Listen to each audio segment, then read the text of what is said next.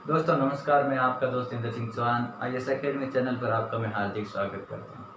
दोस्तों जो क्लासें चल रही है उसके अंदर हमने संविधान की जो क्लास की है उससे आगे हम क्लास करेंगे। आज संविधान की अनुसूचियों के बारे में बात करेंगे। दोस्तों आप अपने चैनल को ज़्यादा से ज़्यादा लाइक कीजिए, सब्सक्राइब कीजिए और अपने दोस्तों के साथ शेयर कीजिए और आपका अपना ऐसा सपोर्ट दीजिए कि हम ज़्यादा से ज़्यादा उत्साह के साथ आगे क्लासें बढ़ाते रहें और अपने दोस्तों के साथ शेयर करते रहिए। तो आज हम बात संविधान की अनुसूचियों के बारे में बात कर रहे हैं। तो संविधान जब प्रारंभ में संविधान का निर्माण हुआ था उसमें संविधान के अंदर जब 8 अनुसूचियां थी, 8 अनुसूचियां थी। लेकिन जो वर्तमान की बात करते हैं तो वर्तमान में जो हमारा संविधान है उस संविधान में 12 अनुसूची। ठीक है दोस्तों, जब हमारा संविधान लागू हुआ था उसमें संविधान के अंदर 8 अनुसूचियां थी, लेकिन वर्तमान में हमारे संविधान में 12 अनुसूचियां हैं और 12 अनुसूचियों के बारे में हम अलग अलग बात करेंगे। जो प्रथम संविधान की जो अनुसूची है उसके अंदर क्या है, दूसरी में क्या है, इस प्रकार हम टोटल 12 अनुसूचियां उसके बारे में हम बात करेंगे। तो संविधान की जो प्रथम अनुसूची है उसके बारे में आप देखिए, उसमें क्या लिखा हुआ है। संविधान की जो प्रथम अनुसूची है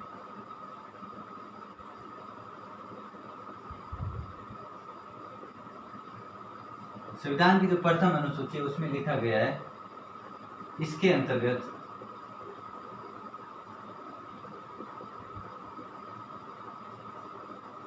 केंद्र तथा राज्यों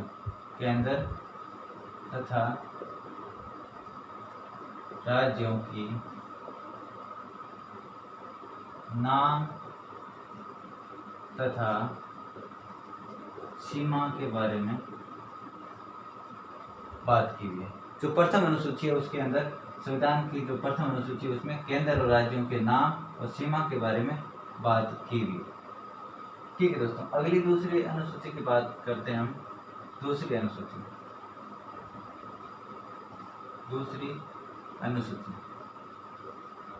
दोस्तों दूसरी अनुसूची के बारे में बात करते हैं। तो इसके अंतर्गत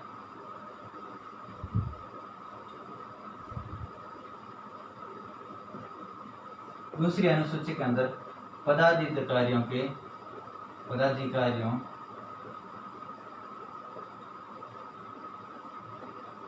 वेतन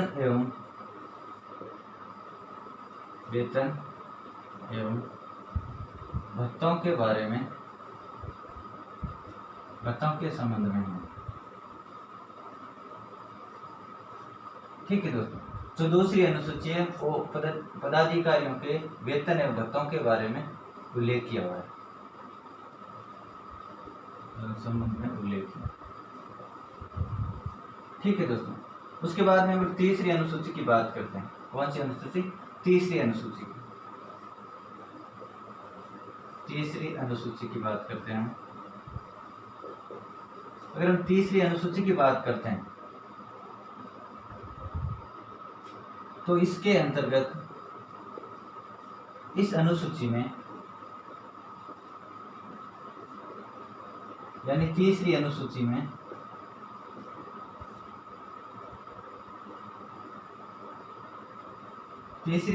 में पदाधिकारियों के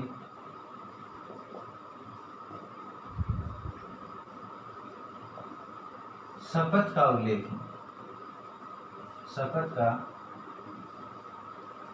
उल्लेख किया गया। यानी जो तीसरी अनुसूची है उसके अंतर्गत पदाधिकारियों के शपथ के बारे में उल्लेख किया गया। लेकिन क्या है कि जो तीसरी अनुसूची है, परंतु जो तीसरी अनुसूची है इसमें राष्ट्रपति, ये इंपॉर्टेंट बात है, ये सेकंड ग्रेड में क्वेश्चन पूछा गया था। तीसरी अनुसूची और RS प्री में भी आया हुआ क्वेश्चन है। तीसरी अनुसूची के अंदर राष्ट्रपति, उपराष्ट्रपति तथा राज्यपाल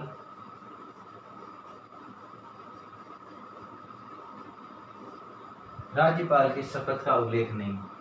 राष्ट्रपति, उपराष्ट्रपति और राज्यपाल की शपथ का उल्लेख नहीं है। इसमें तीसरी अनुसूची में बाकी न्यायाधीश अन्य मंत्रियों के जो शपथ ली जाती है उसके बारे में तीसरी अनुसूची में उल्लेख किया गया।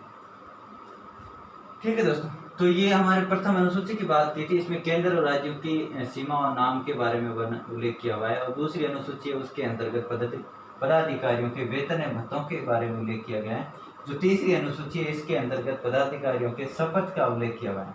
और इसमें राष्ट्रपति, उपराष्ट्रपति और राज्यपाल के शपथ का उल्लेख इसके अंदर नहीं। ठीक है दोस्तों, तो ये तीन अनुसूची थी। इसके बाद में चौथी अनुसूची के बारे में बात करते हैं।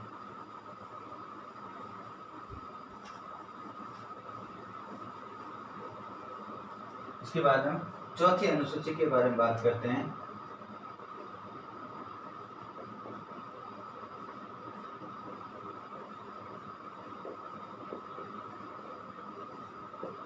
तो चौथी अनुसूची की बात करते हैं तो इसके अंतर्गत क्या है कि राज्यों को इसमें इस अनुसूची में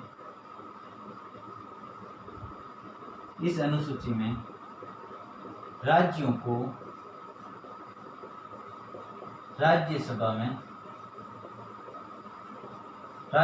में प्रतिनिधित्व प्रदान किया गया। प्रतिनिधित्व प्रदान किया गया है, ऐसा उल्लेख। यानी सभी राज्यों को राज्यसभा के अंदर समान प्रतिनिधित्व प्रदान किया गया है। जिस राज्य है उस राज्य में, हर राज्य में, जैसे राजस्थान की 10 सीटें राज्यसभा में, उसी प्रकार यहाँ चौथी अनुसूची है उसके अंदर उल्लेख किया गया है कि राज्यों को राज्यसभा के संबंध में समान प्रतिनिधित्व प्रदान किया गया। पांचवी अनुसूची। अब बात करते हैं पांचवी अनुसूची के बारे में।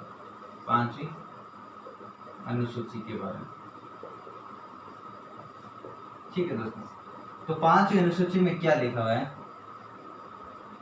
इसके अंतर्गत इस अनुसूची में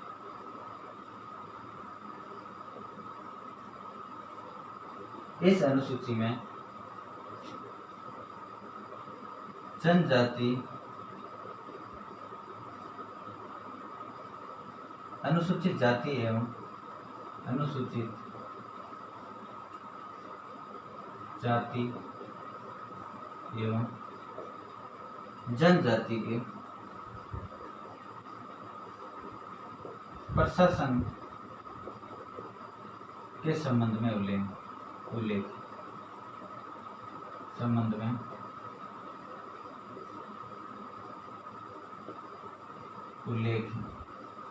ठीक है दोस्तों।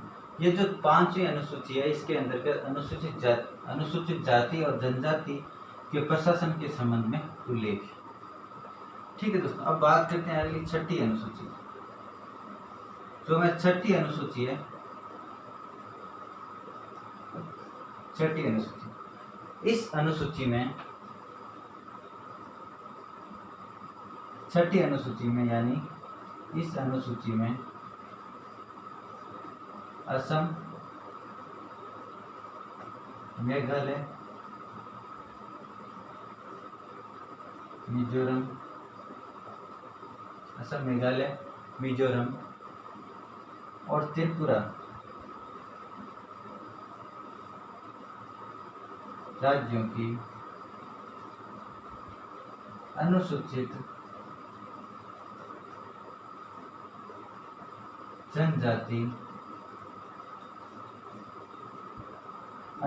जनजाति जो असम, मेघालय और त्रिपुरा राज्यों के जनजाति के बारे में, उसके प्रशासन के बारे में उल्लेख किया हुआ है। जो छठी अनुसूची है उसके अंदर असम, मेघालय, त्रिपुरा और मिजोरम राज्यों की अनुसूचित जनजातियों के बारे में, अनुसूचित जनजातियों के प्रशासन का उल्लेख, प्रशासन का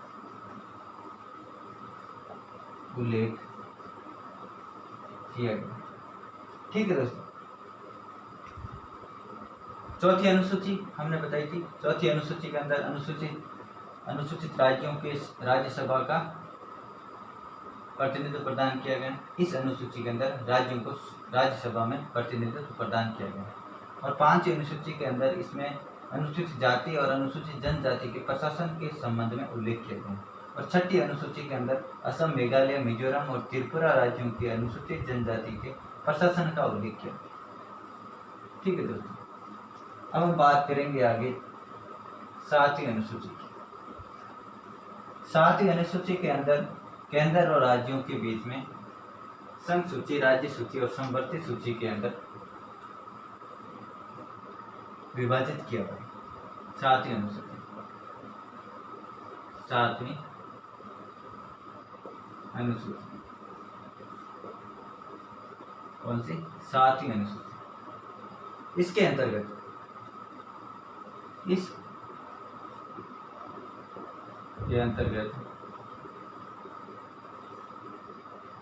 केंद्र तथा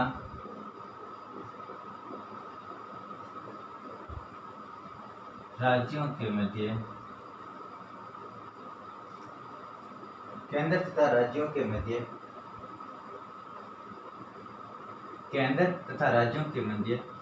संघ सूची, केंद्र तथा राज्यों के मध्य संघ सूची, राज्य सूची और समवर्ती सूची के मध्य शक्तियों का विभाजन किया। यानी इसके अंतर्गत केंद्र तथा राज्यों के मध्य संघ सूची, राज्य सूची तथा समवर्ती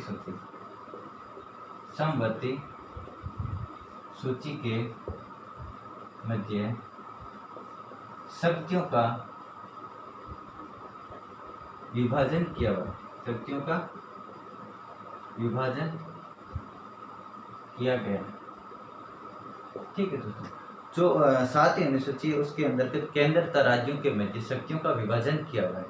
केंद्र के पास अपनी शक्तियां हैं, राज्यों के पास अपनी शक्तियां, और समवर्ती सूची पे केंद्र का अधिकार होता है। तो ये 7वीं अनुसूची। उसके बाद में 8वीं अनुसूची की बात करते हैं। 8वीं अनुसूची, और 8वीं अनुसूची के अंदर भाषाओं का उल्लेख किया गया, जो हमारे वर्तमान के अंदर 22 भाषा है। लेकिन जब प्रारंभ में संविधान लागू हुआ था, इस अनुसूची के अंतर्गत भाषाओं का उल्लेख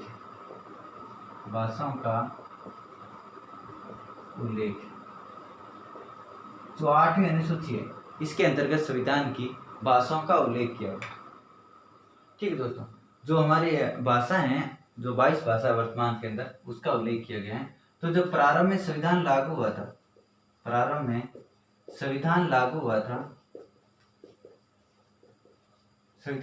हुआ था, उस समय 14 भाषाओं का उल्लेख था। लेकिन वर्तमान के अंदर 22 भाषाओं का उल्लेख, वर्तमान में 22 भाषाओं का उल्लेख। ठीक है दोस्तों, तो क्या हुआ था कि इसमें कुछ संविधान में संशोधन हुए थे, और संविधान संशोधन के करके इसमें और भाषाएं उनको जोड़ी की थी। तो सबसे पहले इसमें जो 21वां संविधान संशोधन हुआ था, 21वां संविधान संशोधन, ये हुआ था 1967 के अंदर। कब हुआ था? 1967 में 21वां संविधान संशोधन हुआ था, और इसके अंतर्गत सिंधी भाषा को जोड़ी गई थी। किस भाषा को? सिंधी भाषा को जोड़ी गई थी। ठीक है, और ये 15वीं भाषा हो गई थी। उसके बाद 21वां संविधान संशोधन हुआ था, और उसके बाद में 71वां संविधान संशोधन हुआ था। 71वां संविधान संशोधन 1992 में 71वां संविधान संशोधन हुआ था, और इसके अंतर्गत कोंकणी, मणिपुर और नेपाली भाषा को जोड़ दिया गया था। यानी 71वां संविधान संशोधन 1992 हुआ था, उसके अंदर कोंकणी, मणिपुरी और नेपाली भाषा को संविधान में जोड़ा गया था। उसके बाद में जब बात करते हैं आगे, तो इसके अंदर इधर लिख देता हूं मैं,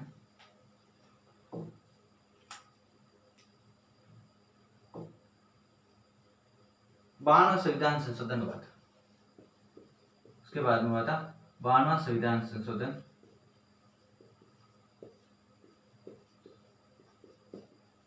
52वां संविधान संशोधन हुआ था 2003 में, और इसके अंतर्गत कुछ भाषा जोड़ी गई थी।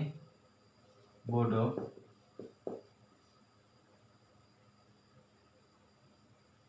संथाली, डोगरी, मैथिली। इस भाषा को, बोडो, संथाली और डोगरी भाषा को 52वां संविधान संशोधन 2003 में हुआ था, उसके अंतर्गत ये 3 भाषा जोड़ी की थी। यानी जो संविधान का 8वीं अनुसूची के अंदर संविधान में वर्तमान में 22 भाषा को उल्लेख है, और जब प्रारंभ में संविधान लागू हुआ था उस समय सिर्फ 14 भाषा का उल्लेख था, लेकिन वर्तमान में कितनी भाषा को उल्लेख है? 22 भाषा। और ऐसे पूछ लिया जाता है क्वेश्चन, संविधान संशोधन के द्वारा जो भाषा को जोड़ी गई थी उसके बारे में क्वेश्चन पूछ लिया जाता है। तो आपको ये ध्यान रखना है कि जब 8वीं अनुसूची के अंतर्गत प्रारंभ में 14 भाषा थी, लेकिन संविधान संशोधन करके 21वां संविधान संशोधन 1967 में और सिंधी भाषा को जोड़ी गई थी, और 71वां संविधान संशोधन 1992 में जो संविधान संशोधन है उसमें कोंकणी, मणिपुरी और नेपाली भाषा को जोड़ी गई थी। उसके बाद में 52वां संविधान संशोधन 2003 में हुआ था, उसके अंदर बोडो, संताली और डोगरी और मैथिली भाषा को जोड़ी गई थी। तो उसके बाद में हमने 7 और 8 अनुसूची के बारे में बात कर ली थी। अब हम अगली अनुसूची है वो 9वीं अनुसूची के बारे में बात करेंगे। और जो 9वीं सूची के अंदर जो भी डाल दिया जाता है, जो भी नियम डाल देता है, उसको नो चैलेंज किया जाता है, यानी न्यायपालिका उसमें संशोधन नहीं कर सकती है। तो आगे हम बात करते हैं 9वीं अनुसूची। 9वीं अनुसूची के बारे में बात करते हैं। 9वीं अनुसूची, ठीक है दोस्तों। तो 9वीं अनुसूची के अंतर्गत क्या है? इस अनुसूची में पहली बात है, ये बात करते हैं कि 9वीं अनुसूची, पहले 8 अनुसूचियां थी, उसके बाद में 9वीं, 10वीं और 11वीं और 12वीं ये संविधान में संशोधन करके जोड़ी गई थी। तो ये जो 9वीं अनुसूची थी वो प्रथम संविधान संशोधन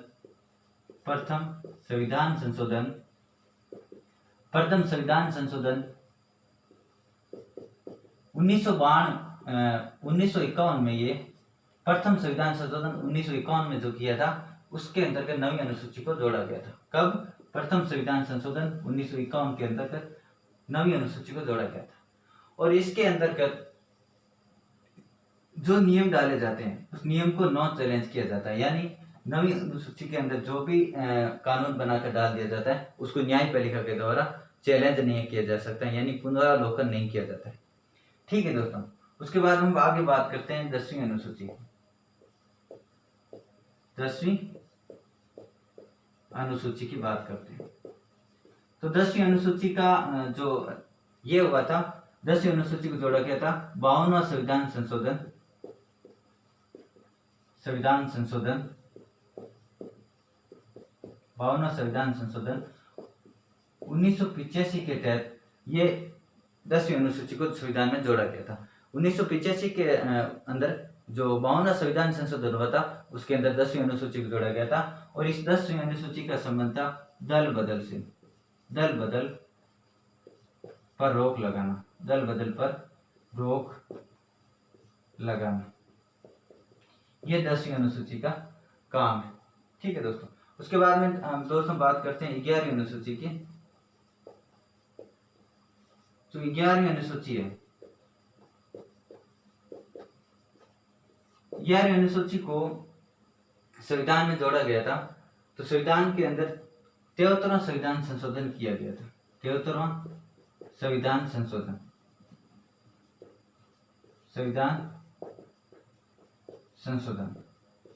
ये किया गया था 1992 में। 73वां संविधान संशोधन हुआ था, और तब 73वां संविधान संशोधन हुआ था तो 11वीं अनुसूची को जोड़ा गया था। और इसके अंतर्गत पंचायती राज, जो 11वीं अनुसूची है इसमें क्या है? पंचायती राज संस्थाओं की व्यवस्था का उल्लेख है। ठीक है दोस्तों। यानी पंचायती राज की जो संस्था है उनके बारे में उल्लेख किया गया है, पंचायती राज संस्थाओं का उल्लेख किया गया है। ठीक है दोस्तों, उसके बाद में संविधान में बाल और पंचायती राज को यहाँ पर 29 विषय प्रदान किए गए थे। कितने? 29 विषय प्रदान किए गए थे। यानी 11वीं अनुसूची को 73वां संविधान संशोधन 1992 में जोड़ा गया था और इसका पंचायती राज संस्था से इनका संबंध है और इस पंचायती राज को 29 विषय प्रदान किए गए थे। ठीक है दोस्तों, इसके बाद में आगे आती है 12वीं अनुसूची और 12वीं अनुसूची की हम बात करते हैं। 12वीं अनुसूची, जो 12वीं अनुसूची है उसकी बात करते हैं। देखो दोस्तों, ये जो 12वीं अनुसूची है इसके अंतर्गत भी 74वां संविधान संशोधन 74वां संविधान संशोधन 74वां संविधान संशोधन 1992 में हुआ था। 1992 में हुआ था और इसके अंदर नगरीय संस्थाओं का उल्लेख किया गया। नगरीय संस्था का उल्लेख यानी जो 12वीं अनुसूची है इसके अंतर्गत नगरीय संस्थाओं का उल्लेख है। यानी जो 12वीं अनुसूची इसके अंदर क्या है? नगरीय संस्थाओं का उल्लेख किया गया है और इस जो 12वीं अनुसूची है इसमें नगरीय संस्था है उनको 18 विषय प्रदान किए गए थे। यानी दोस्तों जो अभी अनुसूचियों के बारे में बात की है, जो एक बार आपको मैं बता देता हूँ कि जो प्रथम अनुसूची है, प्रथम अनुसूची के अंदर केंद्र और राज्यों की सीमा और नाम का उल्लेख किया गया है। उसके बाद दूसरी अनुसूची की बात करते हैं तो दूसरी अनुसूची में जो पदाधिकारी हैं उनका वेतन और भत्तों के बारे में बात की जाती है। और जो तीसरी अनुसूची है उस तीसरी अनुसूची के अंतर्गत उनके और यानी शपथ के बारे में उल्लेख किया जाता है। जो भी पदाधिकारी होते हैं उनके शपथ के बारे में उल्लेख किया जाता है, लेकिन राष्ट्रपति, राज्यपाल और उपराज्यपाल की इस में उल्लेख तीसरी अनुसूची में उल्लेख नहीं होता है। ठीक है दोस्तों, उसके बाद में हम बात करते हैं चौथी अनुसूची की। चौथी अनुसूची की अगर हम बात करते हैं, चौथी अनुसूची की बात करते हैं तो उसके अंदर का राज्यों को राज्यसभा में अपना प्रतिनिधित्व देने के लिए उनका उल्लेख किया गया है। उसके बाद में अगर हम 5वीं अनुसूची की बात करते हैं तो 5वीं अनुसूची के अंतर्गत जो अनुसूचित राज्य हैं, अनुसूचित जाति और जनजाति राज्य, उनके प्रशासन के बारे में उल्लेख किया गया है। उसके बाद में 6ठी अनुसूची के बारे में अगर बात करते हैं तो 6ठी अनुसूची के अंतर्गत असम, मेघालय, मिजोरम और त्रिपुरा राज्यों के जो जनजाति राज्य हैं उनके प्रशासन के बारे में उल्लेख किया गया है।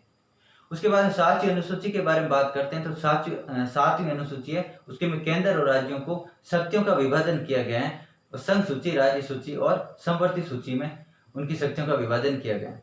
ठीक है दोस्तों, उसके बाद में अगर हम बात करते हैं 8वीं अनुसूची, तो 8वीं अनुसूची के अंतर्गत भाषाओं का उल्लेख किया गया है दोस्तों। तो भाषाओं का जो प्रारंभ में जब संविधान लागू हुआ था उस समय संविधान के अंदर 8 भाषाओं का 14 भाषाओं का उल्लेख था। 8वीं अनुसूची के अंतर्गत जो 8वीं अनुसूची है उसमें 14 भाषाओं का उल्लेख किया गया, लेकिन वर्तमान के अंदर 22 भाषाएं, तो कुछ भाषाएं नहीं जोड़ी गई थी। जैसे 21वां संविधान संशोधन 1967 में हुआ था और उसके अंदर सिंधी भाषा जोड़ी गई थी। उसके बाद में जब 71वां संविधान संशोधन 1992 में हुआ था तो उसके अंदर कोंकणी, मणिपुर और नेपाली भाषा जोड़ी गई थी।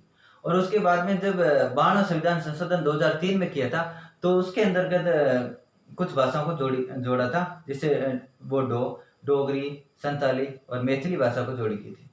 इस प्रकार 8वीं अनुसूची की बात हमने की थी। उसके बाद 9वीं अनुसूची की बात करते हैं तो 9वीं अनुसूची बाद में जोड़ी गई थी। तो प्रथम संविधान संशोधन 1951 में जब प्रथम संविधान संशोधन हुआ था उस समय जो 9वीं अनुसूची को जोड़ा गया था और 9वीं अनुसूची के अंदर नो चैलेंज की बात की हुई, यानी जो भी कानून है उसको अगर 9वीं अनुसूची में डाल देते हैं तो उसको न्यायपालिका के द्वारा उनको पुनरावलोकन नहीं किया जा सकता, यानी चैलेंज नहीं किया जा सकता है। ठीक है दोस्तों, उसके बाद अगर 10वीं अनुसूची की बात करते हैं तो 52वां संविधान संशोधन 1985 में जब हुआ था तो उसके अंतर्गत दल बदल का कानून का प्रावधान किया गया, यानी दल बदल पर रोक लगाई गई थी, क्योंकि राजनीतिक पार्टियों में दल बदल का ज्यादा चल गया था, इसलिए उसमें संविधान में संशोधन किया गया था और 10वीं अनुसूची को जोड़ा गया था। उसके बाद में 11वीं अनुसूची की बात करते हैं हम तो 11वीं अनुसूची के अंतर्गत पंचायती राज संस्थाओं का उल्लेख किया गया और पंचायती राज संस्था उनको 29 विषय प्रदान किए गए। और इसी प्रकार हम 12वीं अनुसूची की बात करते हैं तो 12वीं अनुसूची के अंतर्गत नगरीय संस्थाओं का उल्लेख किया गया था और इसको भी संविधान 74वां संविधान संशोधन 1992 में हुआ था, उसके अंतर्गत इस 12वीं अनुसूची को जोड़ा गया था और नगरीय संस्था का उल्लेख किया और नगरीय संस्था को लगभग 18 विषय प्रदान किए गए थे। नहीं, मतलब 18 विषय प्रदान किए गए थे। इस प्रकार दोस्तों हम जो हम संविधान की बात करें तो हम जो संविधान की क्लासें लगाएंगे, मैं कहता हूँ आपको जो संविधान की जितनी भी क्लास लगेगी, आप चाहे पटवारी का एग्जाम दो, चाहे रीट का दो, चाहे फर्स्ट ग्रेड, चाहे सेकेंड ग्रेड का एग्जाम दो, सब में अच्छा आप मतलब अच्छे से तैयार कर लेना।